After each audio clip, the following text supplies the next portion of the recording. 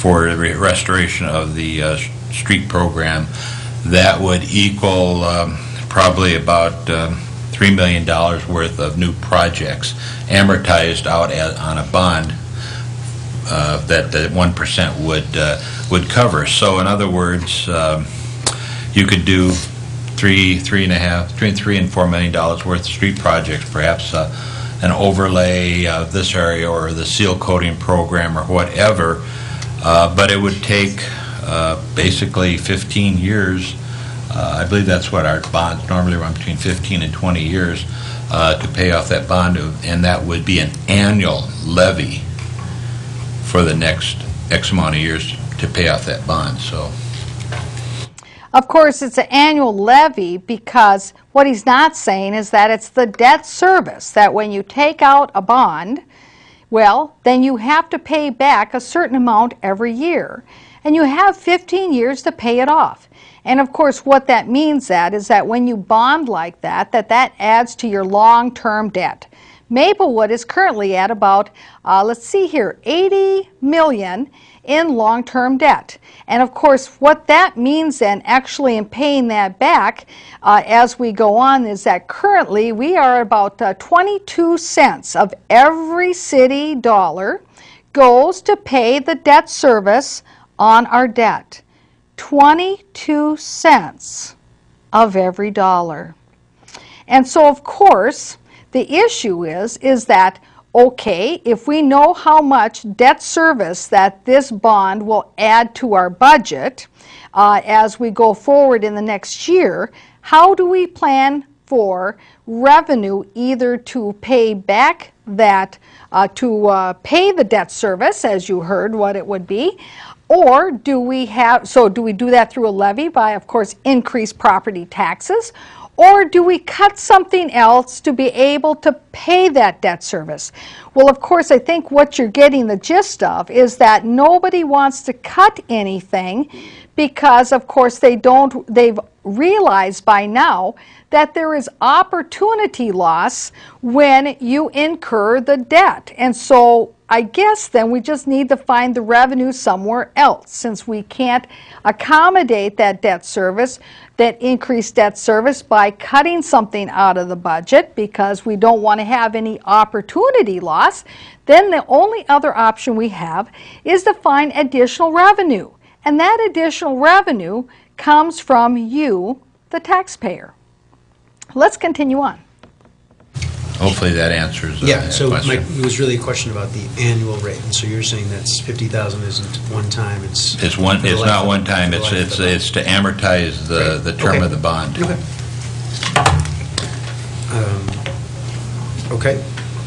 But of course, Councilmember Lanis was right in asking the question, because initially it really did sound like it was only $50,000. And of course, if you didn't understand exactly how this bonding worked or how it is paid back and that debt service concept, you might think, sitting there at home, that we're just talking about a mere $50,000.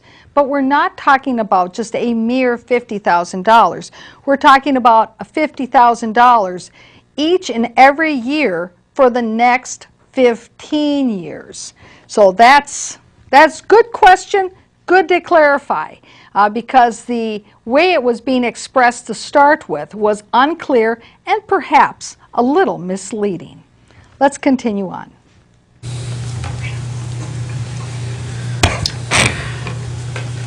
I have one question that I'll throw out just in between, and that is a refresher course. And I don't know if Karen or Jim, you would be best, but the due to expense having to do with the MCC. And so Jim's indicating he'd like to. Yeah, I'll try to answer that. And Karen can provide a little bit more historical information, but that was a loan, I believe, from the past for the deficit operation of the MCC over a number of years. And the $80,000 is just a portion of the debt that's owed by the MCC to other funds, whether it be the general fund or some of the other funds. I think there's two ways of really handling this. So One is, let's see, well, one of the things to clarify here is that what is the city manager talking about? Okay, well, the Maplewood Community Center is at what's called an enterprise fund. So that means is that their books are basically kept separate from those of the other city operations. Now, Maplewood's ambulance service is also an enterprise fund where its books are kept separate from the rest of the city books. And of course, it's generally anticipated that after a number of years that an enterprise fund is to at least break even. It isn't necessarily expected to make a profit, but at least to break even. And of course, I have documentation from the state auditor, a couple of different letters, that indicates that. And actually even questioned about the Maplewood Community Center, what plan did Maplewood have to be able to have it break at least even since it had been in operation for so many years. Now, of course, one of the things then that Mr. Anton is talking about is that the Maplewood Community Center then, because they had a deficit, they had to borrow money. Now, they didn't go out onto the market and bond for that money or borrow that money from a bank. What they did is that the Maplewood Community Center borrowed that money from other funds from the city. So as you heard, perhaps the operational fund, the budget, that the city has. Well, of course, when the city did that, they of course charged the Maplewood Community Center interest in order to do that. And this is also an accounting practice that the city uses between its other funds within its internal operations. So when the Environmental Utility Tax Fund is depleted and it's in a minus, and the council has approved that something is to be paid for from the Environmental Utility Fund taxes that are collected from citizens, well, of course, there's a negative balance. So what they do on the books, and of course it's all just a paper shell game, is that they borrow money from another account to put it into that account.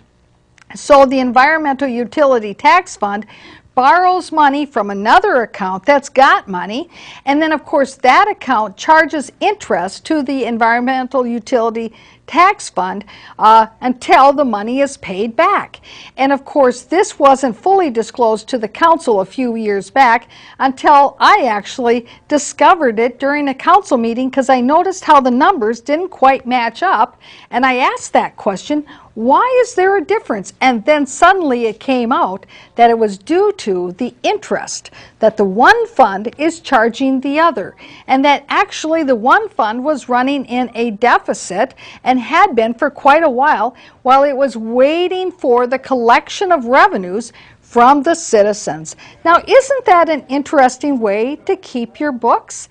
And of course, that is why, of course, there were citizens very concerned about this, that they wanted to have a state audit done of the Maplewood books. And perhaps you have seen ads on the public access channels here for that, and of course, that still is ongoing.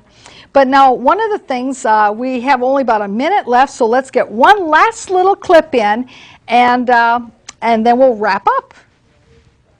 again, roll that into the referendum. Okay, Mr. Nephew, or Karen, did you want to add more?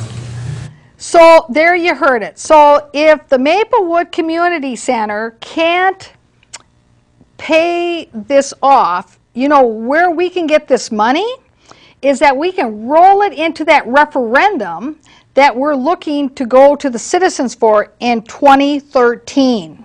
So now you've heard it. This referendum is going to be the catch-all of catch-alls, unless, of course, if the backup plan comes forward, which we heard earlier, which is either hail or a tornado. Now, of course, they were saying that tongue-in-cheek, but it goes to show you the way that they look at things. And I think that we really need to be looking a little bit more seriously at the books than just thinking that, well, we're just going to have a big catch-all referendum in 2013 and we're just going to let it all build up and